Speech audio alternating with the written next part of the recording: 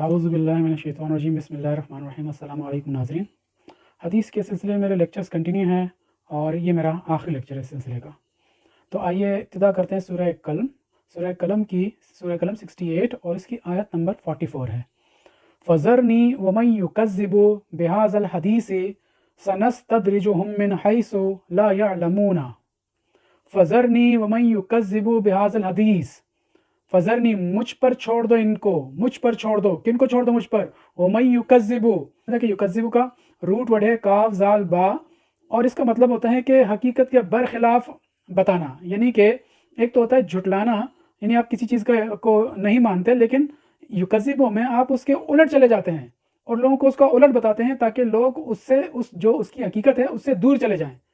تو کیا کریں؟ وَمَن يُكَذِّبُ بِهَذَا الْحَدِيثِ، اس حدیث کو، مطلب حدیث اصل میں جو ہے قرآن پاک کی آیتیں ہیں ان کو حدیث کہا جا رہا ہے. اور یہ لوگ کیا کرتے ہیں کہ اس حدیث کو جو حقیقت میں قرآن کی ہیں اس کو ہٹا کے دوسری کتابوں کا لوگوں کو بتاتے ہیں کہ یار یہ حدیث ہے. آگے اللہ تعالیٰ فرما رہے ہیں سَنَسْتَدْرِجُهُم مِّنْ حَيْثُ لَا يَعْلَمُونَ. اب ان کو مجھ پہ چھوڑ دو اور ان کو ہم دھیرے دھیرے اس تباہی کی طرف لے جائیں گے کہ انہیں پتہ بھی نہیں چلے گا کہ وہ تباہی کہاں سے آئی. اب ظاہری بات ہے تباہی کیوں آ رہی ہے، پیچھے لاجک دی جا رہی ہے. کیا لاجک دی جا رہی ہے؟ وَمَن يُكَذِّبُ بِهَذَا الْحَدِيثِ، جو حقیقت میں حدیث ہے اس کے برخلاف دوسری کتابوں کو حدیث سمجھ کے اس کو فالو کیا جا رہا ہے، اس وجہ سے تباہی آ رہی ہے. اگر قرآن کو فوکس کریں گے، قرآن پہ چلیں گے تو تباہی نہیں آئے گی. دنیا میں اصلاحی معاشرے کا قیام ہوگا، ایک فلاحی ریاست قائم ہوگی، بجائے یہ کہ ہم دوسری کتابوں میں چلیں اور دین جو ہے وہ کیا ہے اصل میں اور اس کی حقیقت کیا ہے اور اس کو کچھ کا کچھ بنا دیا جائے. تو اس وجہ سے تباہی آئے گی. تو اگین دیکھیں اس میں بھی قرآن کی آیتوں کو حدیث کہا گیا ہے. پھر اگر آپ، جیسے میں نے اپنے سارے لیکچرز میں یہی کوشش کی ہے کہ حدیث اصل میں قرآن کی آیتیں ہیں، تو دین میں جو حدیث ہے وہ قرآن پاک میں جو باتیں ہیں اور قرآن پاک میں جو واقعات ہیں ان کو حدیث کہیں گے. اب میں آپ کو بہت سمپل سی ایک آیت ہی آپ کو کوٹ کروں گا، اس سے اور واضح ہو جائے گا. یہ ہے سورہ طٰہٰ، سورت نمبر 20 اور اس کی 9 نمبر آیت ہے 9. اس میں اللہ تعالیٰ فرما رہے ہیں حل اتاک حدیث موسیٰ، حل اتاک حدیث موسیٰ، کیا آپ تک موسیٰ کی حدیث پہنچی؟ یہاں یہ کہیں نہیں لکھا حل اتاک حدیث البخاری، حدیث المسلم، حدیث النسائی جو انہوں نے بنائی ہوئی ہیں. وہ قرآن میں جو حدیث ہے اس کی بات ہو رہی ہے، قرآن میں جو موسیٰ کے حوالے سے حدیث ہے اس کی بات ہو رہی ہے. پھر اگر آپ اور بھی دیکھیں، جیسے قل هو اللہ احد، قل کہہ دے. یہاں یہ بات تو نہیں ہے قال کما قال، یہاں باقاعدہ اتھارٹی کے ساتھ کہا جا رہا ہے قل کہہ دے، قل اعوذ برب الفلق، قل اعوذ برب الناس، قل یا ایھا الکافرون. کہہ دے. کتنی جگہ پہ یہ تقریباً 300 جگہ پہ یہ آیا ہے. یہ ہے حدیثیں. قرآن پاک ہے، یہ خود ایک ڈکشنری کتاب ہے، یہ اپنے الفاظ کو خود ہی ایکسپلین کر دیتا ہے. آگے جا کے آپ کانٹیکس میں یا پھر اسی جیسے ملتے جلتے روٹ ورڈز کے الفاظ جب آگے جا کے آپ پورا قرآن پڑھیں گے تو آپ کو وہ وضاحت دے دیتا ہے، آپ کو پتہ لگ جاتی ہے کہ یہ حدیث کس کو کہا جا رہا ہے. حدیث کا مطلب بات ہے یا واقعات ہے، لیکن قرآن کی باتیں اور قرآن کے واقعات ہیں، بخاری کے نہیں. قرآن اس کو ایکسپلین کر رہا ہے.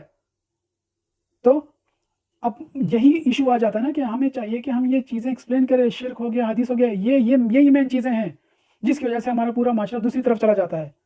اور اگر جیسے اور دوسری چیز یہ کہ یہ اگر بچپن سے ہمیں سکھائی جا رہی ہوتی، یہ عربی لغت سکھائی جا رہی ہوتی اور ہماری اسکولوں میں یہ نصاب پڑھایا جا رہا ہوتا، تو آپ خود سوچیں کہ 20-25 سال کی عمر میں ہم کتنے میچور ہو جاتے ہیں اور بہت ساری ایسی چیزیں جو قرآن میں ان ایکسپلینیبل ہے، جس کو نہیں سمجھ سکتے، تو وہ ایزیلی اس پہ مزید ٹائم مل جاتا ہے ریسرچ کا. آپ مزید ریسرچ کر سکتے ہیں. کتنے لوگ ریسرچ کریں گے یونیورسٹی لیول پہ، کالج لیول پہ، اسکول میں بیسک بن جائے گی. لیکن ہمارے یہاں کیا ہوتا ہے، بلکہ میں خود ایک مثال ہوں، یعنی کہ جیسے ہی پیدا ہوتے ہیں تو بھائی کان میں اذان دے دو، حقیقہ کرا دو اس کا. تو یہی باتیں سن رہے ہوتے ہیں ہم. صحیح ہے، سیدھا ہاتھ لے کے جاؤ، سیدھا پاؤں، صحیح ہے، اور جھاڑو کے اوپر سے نہیں جاؤ، پتہ نہیں کالی بلی گزر. یہی باتیں ہمارے جو بڑے جو ہوتے ہیں نا بزرگ، وہ یہی چیزیں ہمیں بتا رہے ہوتے ہیں. پھر وہ اذانیں، پھر نماز، پھر یہی سسٹم ہم یہی دیکھ رہے ہوتے ہیں، اسی پہ چل رہے ہوتے ہیں. اتنا پختہ ہو جاتا ہے ہمارے اندر کہ جو سارا درس نظامی. اور یہ بھی ہے، آپ دیکھیں پہلے بچے کو رٹوایا جاتا ہے، رٹوا کے. اب جب آپ بچے کو رٹوا دیتے ہو تو اس کا ذہن اتنا معاف ہو جاتا ہے کہ وہ سوچنے سمجھنے کے قابل نہیں رہتا، اس میں وہ صلاحیت ہی نہیں ہوتی. پھر آپ کو اسٹارٹ لینا ہے سوچنے سمجھنے کی چیزوں سے. اب اگر ہم بچپن سے ہی بچے کو عربی، قرآن کی آیتیں یہ ساری بتائیں، تو آپ خود سوچیں کہ جب وہ کالج اور یونیورسٹی سے جب نکلے گا اور یہ چیز اس کو لازمی قرار دی جائے کہ یہ آپ نے اس کے ساتھ ساتھ یہ پڑھنا ہے، یہ دیکھیں یہ ہمارا جو مذہبی طبقہ ہے کبھی بھی اس نے اس چیز پہ وہ نہیں کیا، کبھی بھی نہیں. اور دیکھیں اگر یہ چیز شروع بھی ہوگی تو یہ سب سے اگینسٹ یہی طبقہ ہوگا، سب سے بڑا. کیونکہ یہ بزنس بنا دیا انہوں نے. یہ دوسری کتابیں اس کے ساتھ ہوں گی تو یہ سلسلہ چلے گا. یہ بولتے ہیں ہم ایکسپلین ہی نہیں کر سکتے. اب کسی سے آپ بات کریں گے صرف قرآن پہ چلو تو آپ کو سب سے پہلے یار نماز کیسے پڑھیں گے، یار روزہ کیسے رکھیں گے، یار حج کیسے کریں گے. اس کا مطلب ہے اگر وہ نہیں ہے قرآن پاک میں جس طرح آپ کر رہے ہو تو اس کا مطلب ہے نہیں ہے وہ چیزیں اس طرح معاشرے میں جس طرح ہمارے معاشرے میں آپ بتا رہے ہو. انہی کو کاذبین کہا گیا ہے.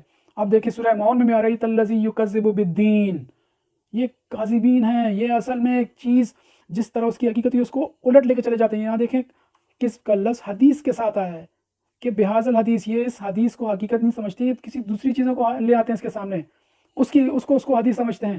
تبھی تو ہمارے معاشرے میں ساری برائیاں آ رہی ہیں. جب آپ پورا ٹائم ویسٹ کر دیں گے انہیں پرستش میں، آپ خود سوچیں صرف نمازی کو جو لے لیں، جو قرآن میں صلاۃ ہے اس کو کیا بنا دیا ہے. اگر یہ پورا ایک بندہ وہی نماز پڑھتا ہے تو اس کے پاس کیا ٹائم ہوگا یار وہ صلاۃ قائم کرنے کا.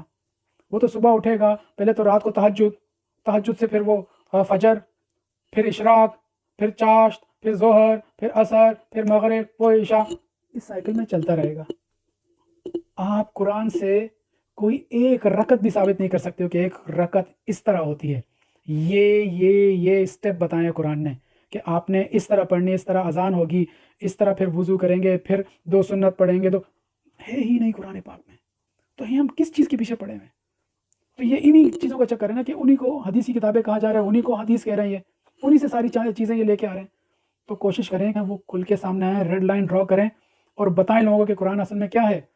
جتنے بھی آ سکتے ہیں قرآن کے بارے میں بتائیں، صرف قرآن کے بارے میں. جتنا آپ اس کو بڑھاوا دیں گے، جتنا اپنے معاشرے میں اس کو پروان چڑھائیں گے، تو ہو سکتا ہے یار آج نہیں، آج سے 5 سال 10 سال 20 سال 30 سال کچھ تو لوگ ہوں گے جو اس کو پروموٹ کریں گے. کچھ تو لوگ ہوں گے، نہیں تو یہ تو برباد ہو جائے گی. یہ پورا معاشرہ کیا پوری دنیا برباد ہو جائے گی. کیونکہ قرآن تو پوری دنیا کو ایک کرنے کے لیے آیا ہے، پوری دنیا کو. یہ ساری پرستش کی عمارتیں یہ ساری اگر ختم ہو جائیں گی تو آپ خود سوچیں پوری انسانیت ایک ہو جائے گی. جب پوری انسانیت ایک ہو جائے گی، ایک ٹائپ کی کرنسی ہوگی، اکانومی ایک ٹائپ کی ہوگی، تو نہ کوئی ٹینشن ہوگی کسی چیز کی. سارا دن ہم لگے رہتے ہیں پوری اسی چکر میں. تبھی تو وہ کہتے ہیں تمہارے عمل ضائع ہو جائیں گے. لحبط اعمالہم، لحبط، ضائع ہو جائیں گے سارے عمل. دیکھو نا ہم سارا کام کریں، اس کی کوئی آؤٹ پٹ نہیں ہے. پورا رمضان گزر جاتا ہے، آؤٹ پٹ کوئی نہیں ہوتا. پھر اسی طرح آپ وہ دیکھ لیں، پھر وہ جو تماشا لگتا ہے پھر بڑی عید کا، یہ پورا آپ دیکھیں یہ سائیکل چلتا رہتا ہے. آپ ایک دن کا سائیکل لے لیں، فجر، عشاء، یہ پھر آپ ہفتے کا سائیکل لے لیں، جمعہ مبارک میسیجز شروع ہو جاتے ہیں، صحیح ہے. آپ رمضان کا میسیج پورا سال، پھر آگے رواج کھڑا ہو جاتا ہے، پتہ نہیں لگتا ابھی تو رمضان گیا تھا یار. پھر آگے وہ عید، بقرہ عید آ جاتی ہے. وہ بقرہ عید، وہ حج اور وہ جو سارا جانور اور وہ الگ تماشا ہوتا ہے. پھر 12 ربیع الاول اور یہ اور چیزیں بھی آ گئی ہیں ماشاءاللہ سے. تو یہی وجہ ہے. خدا را سمجھے کہ حدیث کس کو کہا ہے. اللہ نزل احسن الحدیث کتاب متشابہ.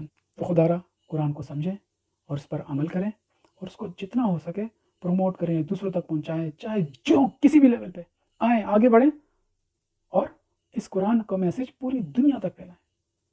اللہ ہم سب کو قرآن سمجھنے اور اس پر عمل کرنے کی توفیق عطا فرمائے. آمین.